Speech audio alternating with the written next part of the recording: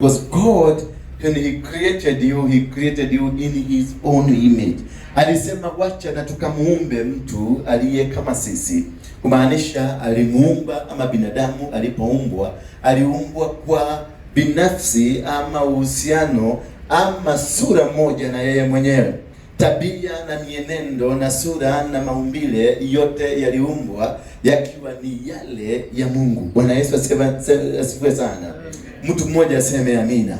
Kumaanisha nini? Unapotembea, unapoishi, unapokaa, umekaa katika nguvu na miamba ya Mungu. Bwana Yesu asifiwe sana. Utembeapo unajua ni Mungu anayetembea. Utembeapo, simamapo, ufanyapo jambo lile lolote, ujue lililo ndani yako, the person inside you is not yourself but God himself. Praise be the name of God. That's why you say every human being is special. Every human being is important. Every human being, no matter big, no matter small, whether you are big ama mkubwa, wewe ni chokora ama wewe ni nini, awe ni maskini awe ni tajiri, sisi zote tuko katika ile umbile la Mungu.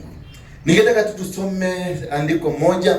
Hii ni baadhi ya mafundisho ambayo tumekuwa nayo na nitakuwa nayo hadi siku ya Jumapili. Bwana Yesu asifiwe sana. Ningetaka kusema kuangazia tu sio jambo tu katika kitabu cha Zaburi 37:23 mpaka mstari wa 24. Mstari miwili hiyo ya 37:23 na mstari wa 24. Inasema hivi, tusome kwa Kiingereza. Inasema the steps of a good man are ordered by the Lord, and he delighteth in his ways. Though he fall, he shall not utterly cast down, for the Lord upholdeth him with his hand. I love these two verses because they are very important in our life. That the steps of a righteous person, the steps of a person, of a human being, are commanded and guided by God. So whenever you wake in the morning, because when you were born, God commanded the birthing of you. And that is why you are existing. So you don't exist by a coincidence. You exist because God has planned and has got good plans for you. The Bible says that God has good plans for everybody. Ana mipango mizuri kwa kila mtu. Ana mipango mizuri kwako, ana mipango mizuri kwa biashara yako, ana mipango mizuri kwa maisha yako, ana mipango mizuri kwa huduma yako. He got every plan for you. That is why he consecrated you and then anointed you. Because when you are consecrated, you are set apart for a purpose. You can only be set apart for a purpose. And that purpose has got to be fulfilled in you. Bwana Yesu asifiwe sana. Amen.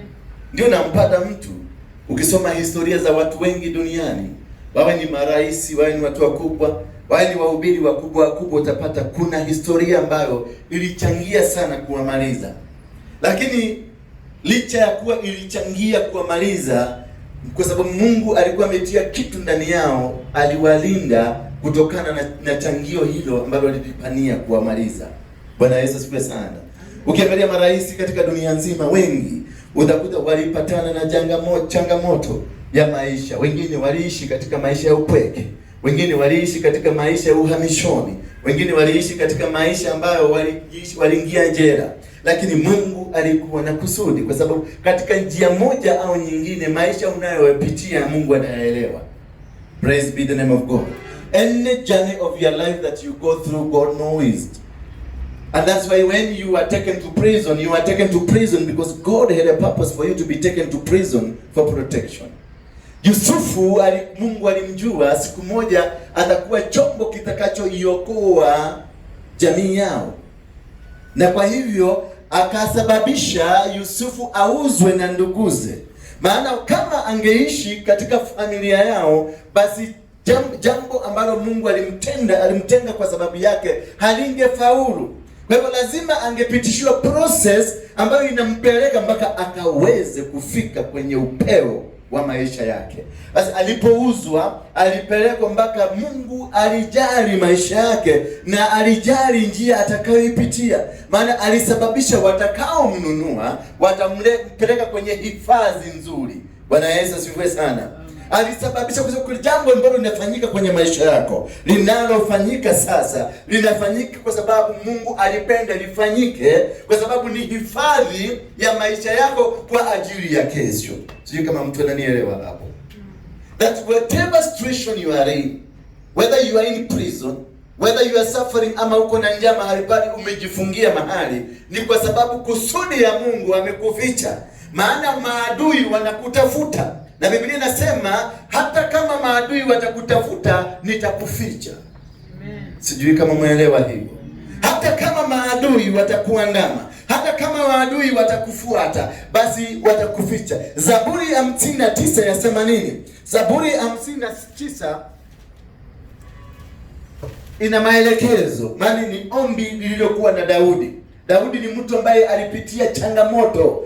Daudi ni mtu aliyetaka kuangamizwa na kila mtu, lakini akasema katika mstari wa kwanza 59, deliver me from my enemies, oh my God, protect me from those who rise against me. Kumaanisha katika kila maisha ya binadamu kuna watu wanaokuinukia. Katika maisha, njia zako utakazozipitia, kuna watu watakaoinuka kinyume na kazi yako.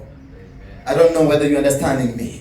Lakini utapata katika mzunguko wa maisha yako umezingirwa na maadui. Maana ulipoumbwa Mungu alikujua, akakutenga na akakufanya nabii uende ukahubiria mataifa. Unaenda kuhubiria mataifa kufanya nini? Kufunja falme za shetani. You cannot preach the word of God if it's not destroying the altars of the devil.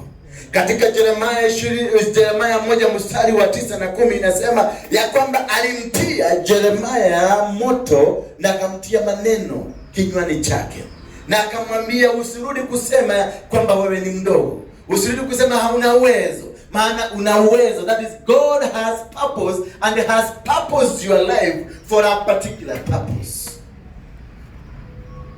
That was I told, akamwambia Jeremiah, don't panic. Don't panic. Don't even tell anybody that you cannot make it. Don't even move around and saying you are a kid. Don't go anywhere saying that you cannot afford it. But say it, you can afford it. Because see, today I have put my words in your mouth. Because the destiny of a person is in your mouth, not in your legs, not in your eyes, not in your nose, nor is it in your ears, nor is it in your brains. Your destiny is placed right in your mouth. That is why you are supposed, and they say, your tongue got the power to create, got the power to destroy, got the power to improve, got the power to bless, got the power to curse. It is the tongue. The tongue is in your mouth. The tongue revolves around your mouth. And that's why the tongue is protected. It is under both 16 teeth and another 16. That's 32. But they will never fight it. They will never bite it. Because it is a very powerful tool.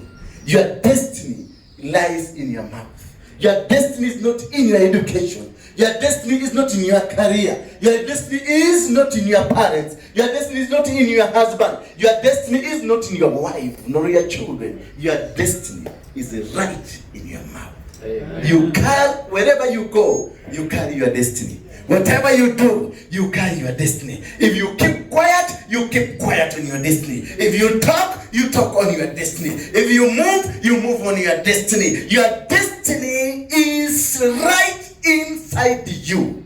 Amen. May God bless you for this service. Amen. Amen. Rise up. Father, we thank you. We give you honor. We worship you this evening, and we thank you, Father, for everything. Thank you for letting us know that the destiny is in our mouth. We will walk and talk and move the way you want us to talk. Circumcise our mouth, change our hearts, change our minds, change the way we talk, because we need to see our destiny, and we can only see our destiny if we commanded it the positive way. For it is in Jesus' name I do pray. Amen. Somebody say amen. Amen. Amen. Hallelujah. Thank you. You can go home and give lete sadaka. Mwenye yako na sadaka unaweza kutoa. Hii ni service kama zile nyingine.